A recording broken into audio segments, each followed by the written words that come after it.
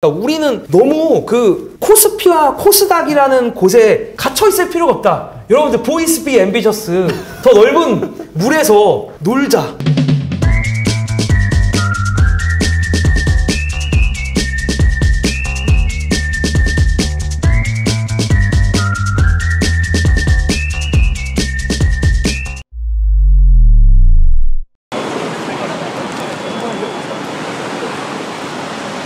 명하.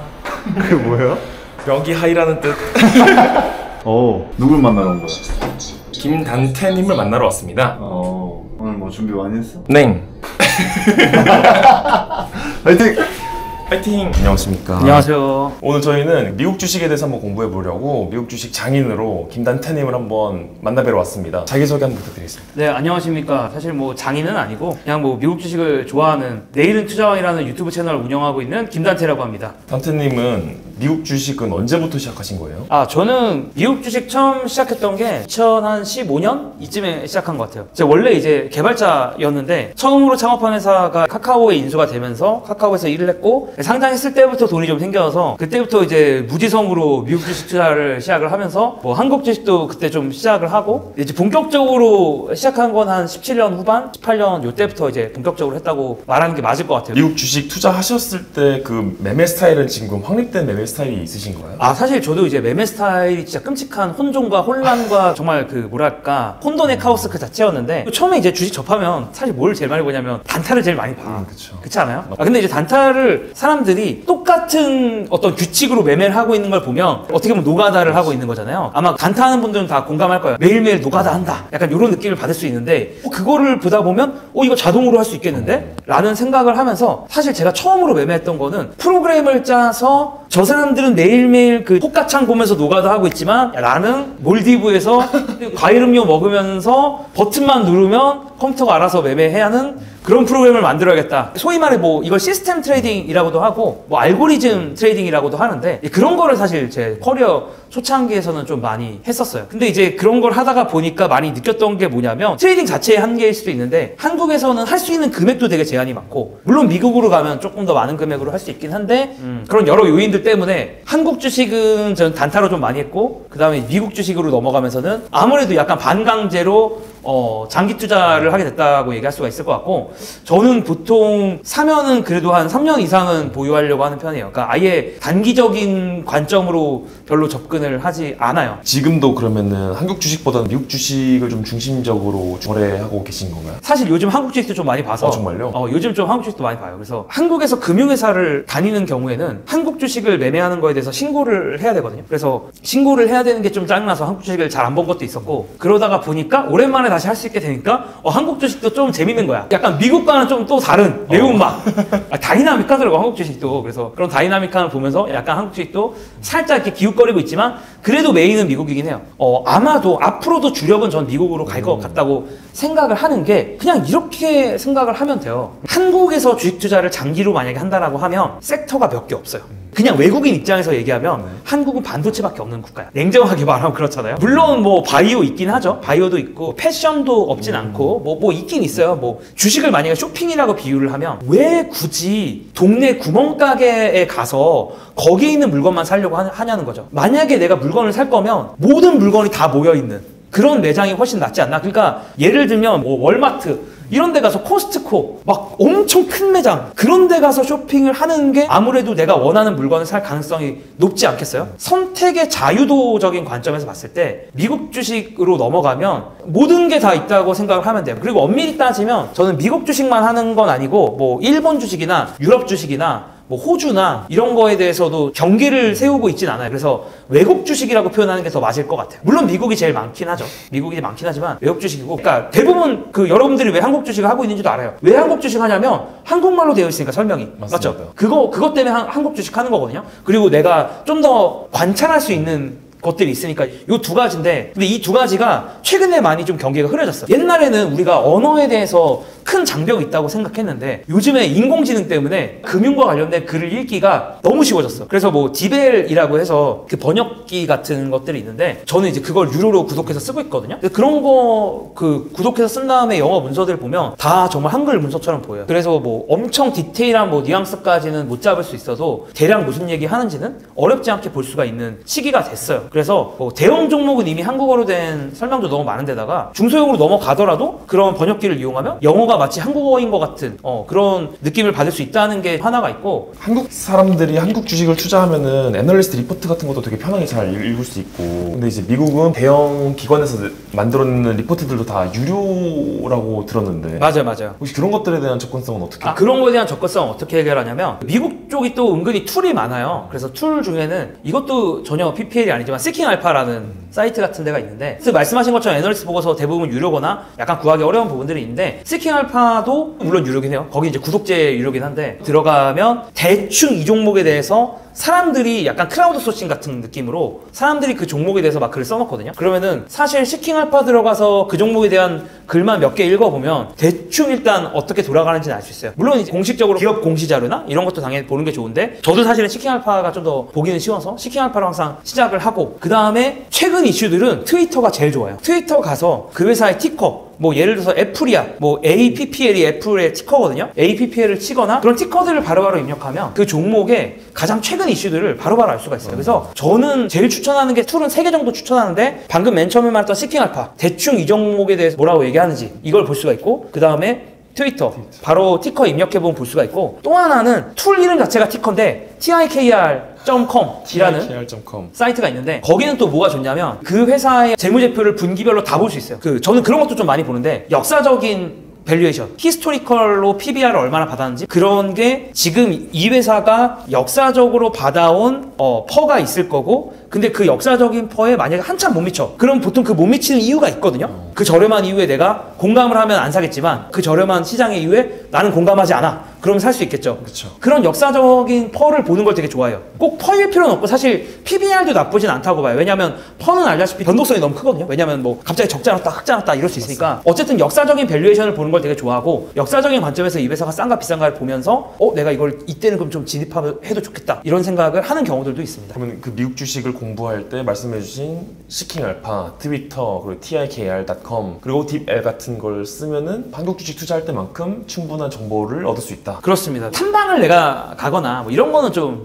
힘들겠죠. 그러니까 비행기 타고 가야 되니까 좀 힘든데, 사실 한국 주식에서도 투자하면서 직접 탐방 다니고 IR 담당자님이랑 통화하시는 분들 사실 많이 안 계시잖아요. 그런 거 생각하면은 거의 대부분의 정보 비대칭성은 해결할 수 있는 걸로 보입니다. 그렇죠. 그리고 어차피 탐방 가서도 알 수 있는 게 전 한계가 있다라고 생각하는 편이고, 어차피 다 미국 애들이 인터넷으로 봐요. 그러니까 요즘에 인터넷이 있기 때문에 그 어느 때보다도 해외 투자하기가 저는 좋은 시기가 아닌가. 거의 역대급으로 해외 투자하기 좋은 시기고, 슬픈 얘기지만 한국의 출산율이나 인구 구조를 생각해 봤을 때는 장기적으로 한국 주식에 투자하는 게, 물론 그 회사들이 수출을 많이 하는 회사라면 상관없겠지만 내수 시장 위주로 하는 회사라면 그렇게 긍정적일 수가 없고, 조금 더 장기적인 그 투자적인 관점에서는 해외 종목에 관심을 갖는 것도 되게 좋은 것 같은 데다가, 또 한 가지 슬픈 얘기를 하자면 한국 주식회사의 많은 최대 주주라고 할까요? 소위 말해 뭐 오너라고도 부르죠. 그런 분들이 갑자기 내가 투자하고 있는데 갑자기 분할 상장한다고 하고 갑자기 합병하는데 뭐 합병 비율 막 자기 입맛대로 하고 막 그런 경우가 되게 뜬금없이 많거든요. 미국은 그런 부분은 솔직히 자유로운 편인가요?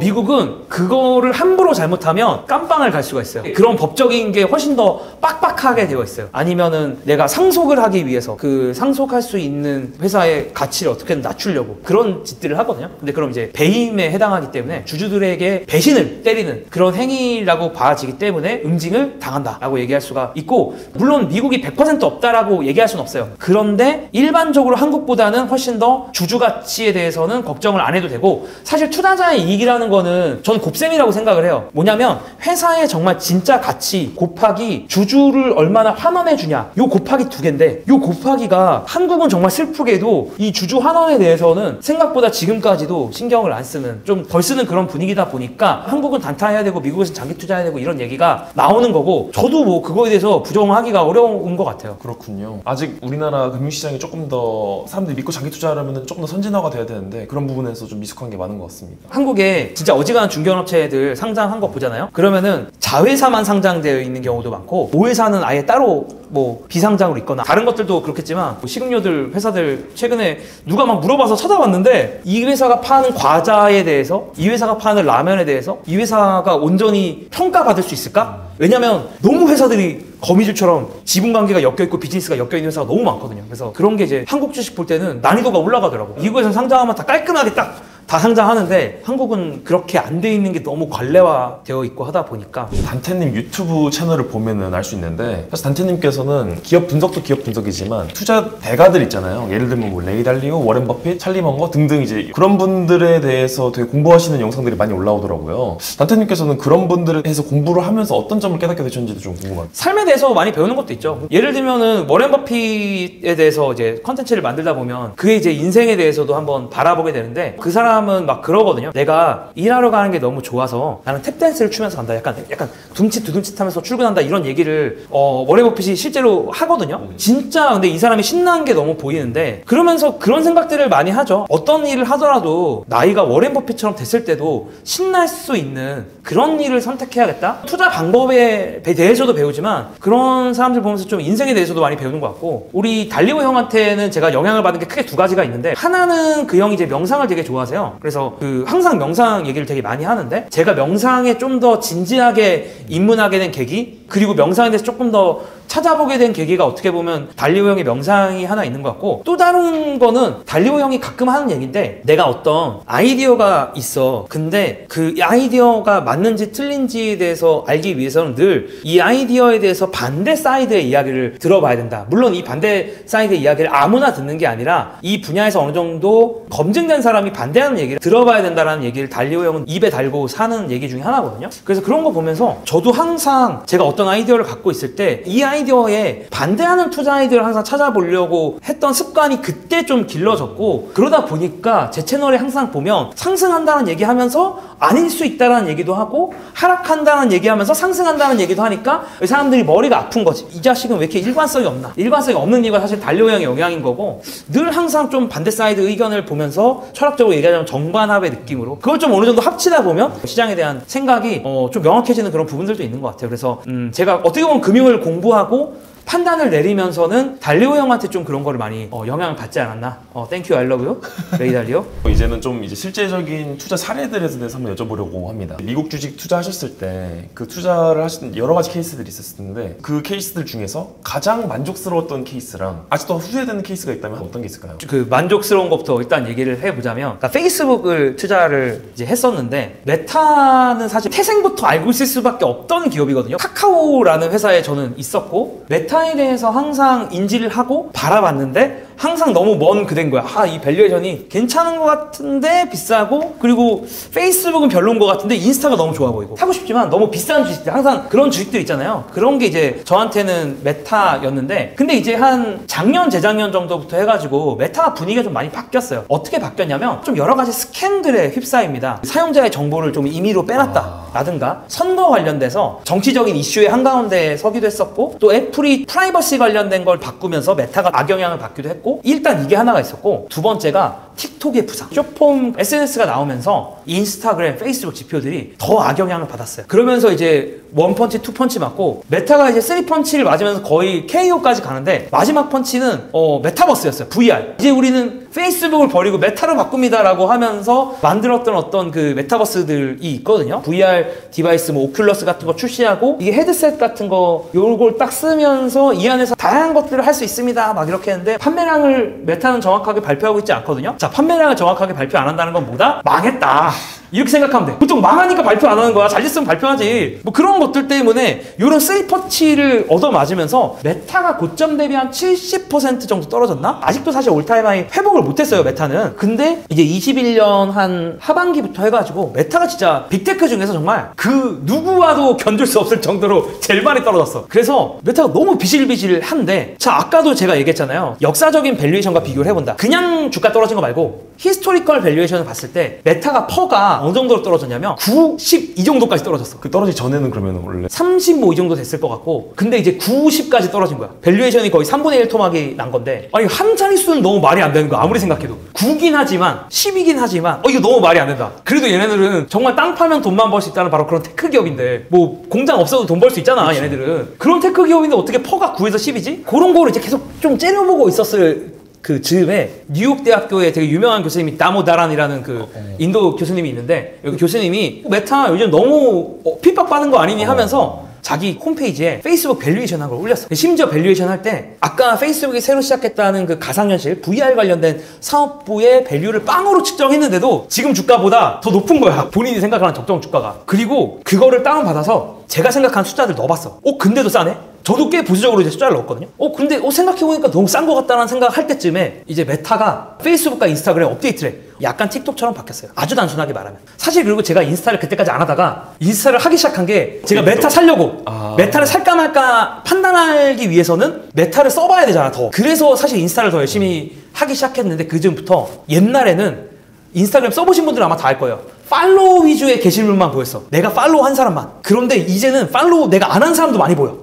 누가 좋아요하거나 시청했거나 뭐 이런 것들이 보여지고, 그 다음에 릴스가 많이 보이기 시작했습니다. 동영상 노출도를 늘렸어. 큰 틀의 알고리즘을 바꾸는 거 진짜 위험할 수도 있거든요. 테크 업계의 특징은 뭐냐? 서로 베껴요. 베끼는 걸 나쁘게 봐야 되는 게 아니야. 베끼면 보통 잘 돼요. 좋으니까 베끼는 거고, 그 좋은 거 베끼면 사실 유저들은 별로 상관 안 하고 그냥 잘 씁니다 사실. 그래서 저는 이제 그런 가설을 갖기 시작했어요. 페이스북이 인스타그램이 틱톡을 따라한다. 틱톡을 따라할 거니까 지표가 더 좋아질 거다. 그런 생각을 하기 시작했고, 그리고 저커버그가 어떤 식으로도 막 얘기했냐면 효율성을 추구하는 한 해가 되겠다. 이런 판단들을 하는 걸 보면서 그러면은 사도 되겠다. 이런 생각을 해서 계속 내려가고만 있다가 약간 반등을 하기 시작했어요. 그래서 산 거예요. 그냥 내려가고만 있어서 안 샀을 건데, 그래서 약간 늦은 감은 있지만 올해 초에 메타를 매수를 했었고요. 그냥 운도 좋았죠. 그러니까 나스닥이 전체적으로 좋은 것도 있고, 근데 이제 메타 지표들이나 이런 것들이 너무 좋아지고, 메타 또 자사주를 막 몇십 조씩 한 해 사거든요. 그러니까 그렇게 주주하는도 우리도 빡세게 하겠다, 이런 모습 보여주면서 메타가 많이 올랐죠. 149% 정도 올랐는데 저는 149%를 다 먹은 건 아니고, 저 왜냐하면 연초에 조금 더 보고 들어갔거든요. 그래서 뭐 149%까지 수익은 아니지만 그래도 좀 의미 있는 수익을 메타로 거뒀습니다. 근데 지금은 그렇게 막 그때만큼 좋게 보고 있진 않아요. 왜냐면 이제 너무 많이 또 올라가고 이제 어느 정도 역사적인 그 밸류에이션 레벨로 또 올라가서 예전만큼 긍정적으로 보고 있진 않다라고 하면서 정리했는데, 결국은 이렇게 싸다고 판단되는 주식을 살 때는 시장이 싸다고 생각하는 이유에 내가 공감하느냐, 요 여부를 좀 생각을 하면은 좋지 않을까? 근데 시장이 싸다고 생각하는 이유는 메타가 틱톡의 압박을 받고 있고, 그 다음에 VR 사업부가 돈을 너무 많이 쓰고, 그 외에 이제 스캔들 때문인 건데, 뭐 스캔들은 그 차치하더라도 VR과 뭐 그 외에 전체적인 비용 절감 어느 정도 했고, 그 다음에 메타가 틱톡을 카피하면서 지표를 많이 올렸다. 요 두 개로 어떻게 보면 요약할 수가 있을 것 같아요. 사실 이제 망한 거는 뭐냐면, 동남아시아의 아마존이라고 불리는 C라는 회사를 아마 뭐 들어보신 분들은 있는데, 동남아시아에서 주로 하는 쿠팡이다, 이렇게 생각하면 되는데, 이 회사 진짜 대단한 회사긴 해요. 왜냐면은 그 어느 회사도 게임과 커머스를 동시에 잘하는 회사는 진짜 없어요. 전 세계에서 찾아봐요. 그리고 저도 이제 주변에 창업자들이 많으니까 게임 쪽 창업한 사람도 있고 커머스 쪽 창업한 사람도 있는데, 이 두 개가 완전히 업의 그 문법이 다르다. 그리고 보통 기획자 개발자들도 커머스에 있는 사람들은 커머스 쪽에서만 돌고, 게임 쪽에 있는 사람들은 개발자건 기획자건 이 안에서만 돌거든요. 그러니까 경영하는 사람 입장에서도 게임하는 사람은 계속 게임만 만들고, 커머스 하는 사람은 계속 커머스만 만드는데, 야, 이 회사는 이거 두 개를 하네? 그 창업자를 봤더니 스탠포드 MBA예요? 그리고 이제 학부는 상해교통대를 나왔는데, 상해교통대가 이제 한국에서는 모르시는 분들이 있지만 엄청나게 좋은 대학교거든요. 그러니까 뭐 좋은 학교도 좋은 학교인데, 다른 걸 떠나서 게임과 커머스를 동시에 성공을 거둔다는 거 진짜 어려운 일이고, 이 회사는 원래 그 프리파이어라고 해서 배그랑 똑같이 많은 게임으로 돈을 벌고, 그 번 돈으로 커머스에 투자를 해서 동남아시아 1위 커머스가 되었어요. 우와, 커머스 회사가. 신기하다. 너무 신기하죠. 그러니까 이 회사에 되게 매력을 느낀 거야, 애초에. 그냥 어떤 사람들 입장에서 커머스랑 게임 동시에 하는 게, 야, 뭐가 그렇게 신기해라고 하지만, 진짜 업계인들은 댓글 달아주세요. 당신들은 공감할 거야. 커머스랑 게임은 완전 이질적인 비즈니스라니까, 이거 두 개 다 잘한다는 거는 거의 뭐랄까, 판스토리랑 랩을 잘하는 거랑 똑같은 거야. 꽤나 이질적이란 말이죠, 이게 두 개 자체가. 그래서 엄청나게 어려운 일인데, 야, 너무 대단하다. 매력을 느끼셨군요. 매력을 느꼈고, 그래서 사실 원래부터 사고 싶었어요. 그러니까 너무 좋다고 생각했는데 너무 비싸서 못 샀다가, 제가 이제 관심을 가질 때쯤이 고점 대비 대비 한 70% 떨어졌을 때 22년도 상반기쯤에 샀어요. 상반기 끝날 때쯤에 샀던 것 같은데 아무리 생각해도 동남아시아 커머스 1위는 이 친구가 할 것 같아. 그리고 커머스가 사실 좀 그런 게 있어요. 이 커머스가 되게 선순환을 돌리기가 좋아. 뭐냐면은 잘 되면 더 많은 상품을 더 저렴하게 팔 수가 있고, 소비자 입장에서 더 많은 상품이 있네? 그럼 더 자주 들어가겠죠. 돈을 더 많이 벌래? 그럼 또 저렴하게 판매할 수 있겠죠. 사실 소비자 입장에서 애매한 커머스 업체보다 제일 저렴하게 팔고 이런 데 가서 사는 게 더 좋잖아요. 그런 어떤 압도적인 힘을 발휘할 수 있는 게 커머스 업체고, 생각보다 커머스 업체가 1위가 계속 가는 경우가, 아마존의 예를 보셔도 아시겠지만 그런 게 좀 많이 유지가 됩니다. 그러니까 저는 경쟁 구도도 되게 중요하게 보는데, 이 경쟁 구도가 흔들리지 않는다면 이 회사는 괜찮을 거다 라고 하면서 이게 투자를 했죠. 자, 근데 지금 뭐 제가 사는 가격보다도 50%에서 60% 하락한, 그러니까 70% 떨어졌는데 거기서 한 번 더 먹고 또 50% 60% 떨어졌어. 와, 이거 도대체 어떻게 되는지를 이제 다시 까보니까 어떤 일들이 일어났었냐면, 가장 큰 이슈는 동남아시아에서 1위가 아닐 수도 있겠다라는 생각이 들기 시작한 거야. C의 삽질과 다른 하나는 그냥 경쟁자들이 잘했겠죠? 그럼 첫 번째 C가 삽질한 건 뭐냐? C가 돈이 되게 많았거든요. 그 넘쳐나는 돈을 1위를 수송하는데, 알박기 하는데 썼어야 되는데, 무슨 얘기냐? 동남아시아에만 돈을 투하한 게 아니라 나는 유럽에서도 잘하고 싶어, 나는 인도에서도 잘하고 싶어, 이렇게 하면서 해외 진출을 되게 적극적으로 했어요. 해외 진출하면서 보통 커머스에서 가장 흔하게 하는 전략은 뭐냐면 무조건 싸게 파는 거예요.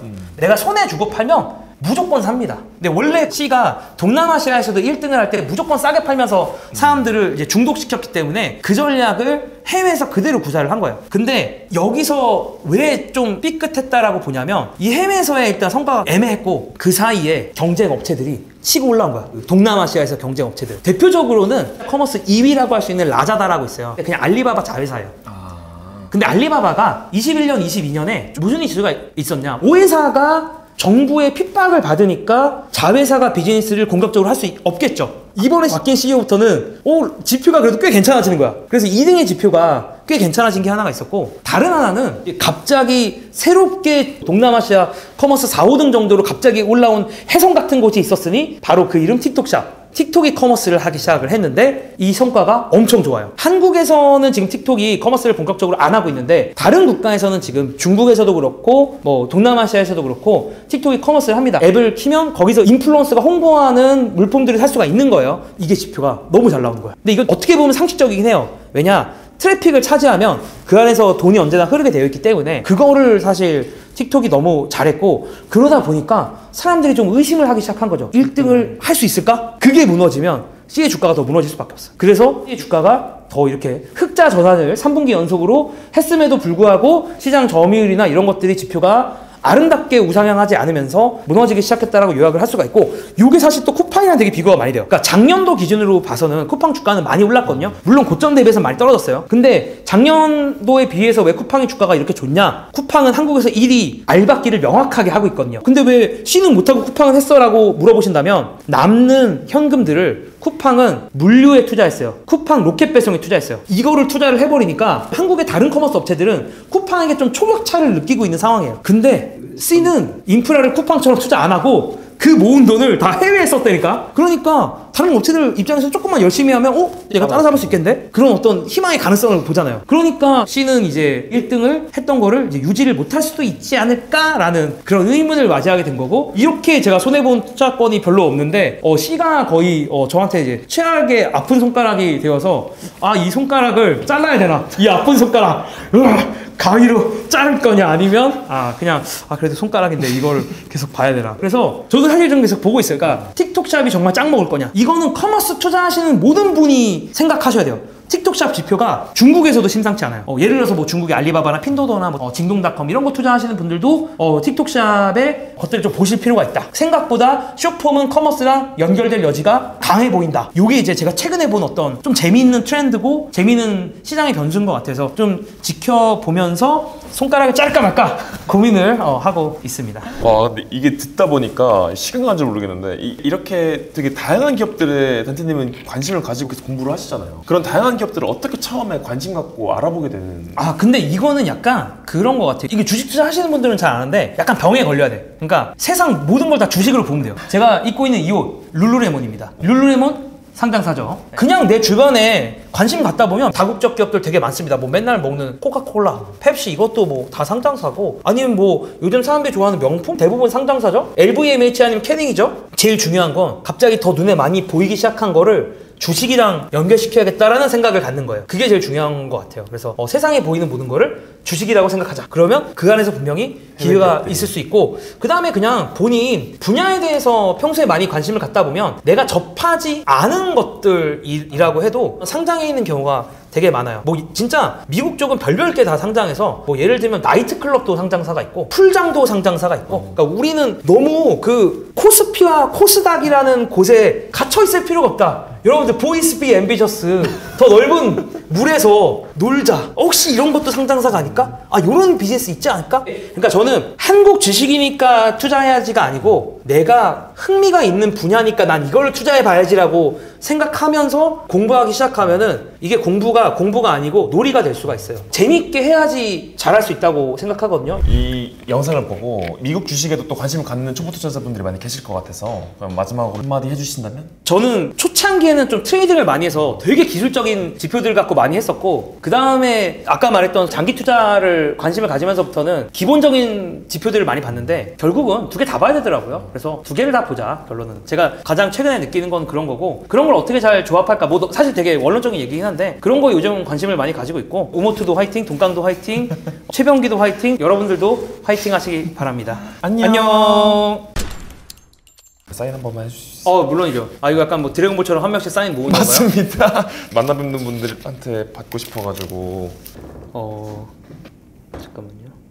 감사합니다. 네, 감사합니다. 아, 수고하셨습니다. 수고하셨습니다. 생일 축하합니다. 생일 축하합니다. 사랑하는 양선생 생일 축하합니다.